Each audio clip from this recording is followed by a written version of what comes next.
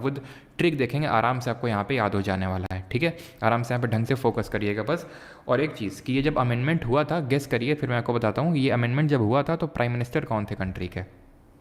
Definition दी हुई है पहले वाले में। तो ए में ग्राम सभा, ए का मतलब असेंबली होता है, असेंबली को हिंदी में सभा बोलते हैं। तो ग्राम सभा क्या होता है?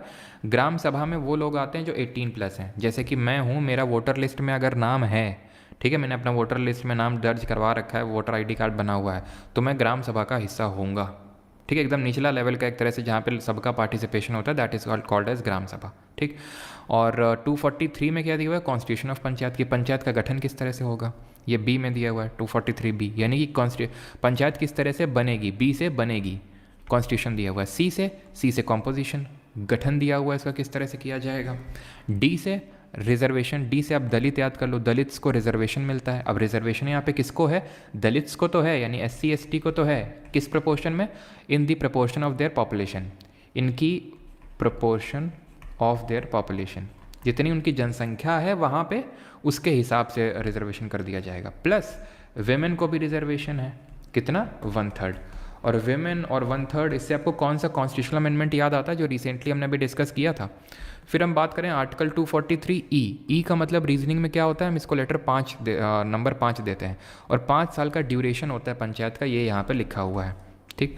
और अगर अर्ली डिसोल्यूशन हो गया, जैसे मान लो कि कोई पंचायत 5 साल तक चलनी थी, लेकिन चौथे साल में आके वो डिज़ोल्व हो गई, तो जो नई पंचायत का गठन होगा वो पूरे 5 साल तक नहीं होगी, वो सिर्फ 1 साल तक। जैसे मान लो अभी लोकसभा मोदी जी की उसके हेड हैं गवर्नमेंट के, अगर मान लो इनके खिलाफ अविश्वास प्रस्ताव आ गया, नो कॉन्फिडेंस मोशन, और नई सरकार बनेगी अगर मान लो अभी या फिर 2 साल बाद, 3 साल बाद, तो जो नई गवर्नमेंट बनेगी वो पूरे 5 साल के लिए बनेगी। लेकिन पंचायत में ऐसा नहीं होता, पंचायत में रिमाइंडर ऑफ द टर्म के लिए बनती है। एफ का मतलब होता है फेल कर जाना। फेल कर जाना मतलब फेल कर जाओगे तुमको डिस्क्वालीफाई कर दिया जाएगा। इसमें ये लिखा हुआ है कि अगर किसी की 25 साल उम्र नहीं हुई है तो इसलिए इसको डिस्क्वालीफाई नहीं किया जा सकता। क्यों? क्योंकि पंचायत का चुनाव लड़ने के लिए 21 साल उम्र चाहिए, वो तो 25 तो चाहिए लोकसभा का चुनाव लड़ने के लिए, ये लिखा हुआ है। और डिस्क्वालिफिकेशन कौन डिसाइड करेगा? वो डिसाइड करेगा, वो बॉडी डिसाइड करेगी जिसको स्टेट लेजिस्लेचर ऑथोराइज करेगा। ध्यान रखना, पंचायत और नगर पालिकाओं को लेकर पावर जो है पार्लियामेंट के पास नहीं है ज़्यादा, स्टेट लेजिस्लेचर के पास है।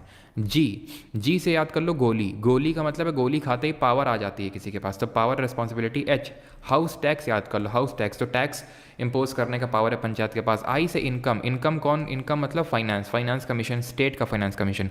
कल हम लोगों ने देखा था finance commission of India, recall करिए कौन सा आर्टिकल था? आर्टिकल 280।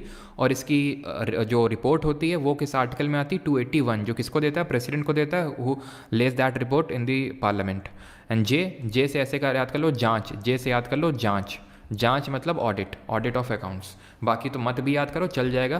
के में इलेक्शन वगैरह दिया हुआ है, क्योंकि अब इतने याद हो गए हैं, आराम से ऑप्शन एलिमिनेशन से आराम से क्वेश्चन बन जाएगा आपका। क्लियर है इतनी चीज़? और इससे याद आना चाहिए आपको 106th अमेंडमेंट जो रिसेंटली हुआ, जहाँ पे लोकसभा और लेजिस्लेटिव असेंबली में वुमेन को 1/3 सीट्स रिजर्व करी गई हैं।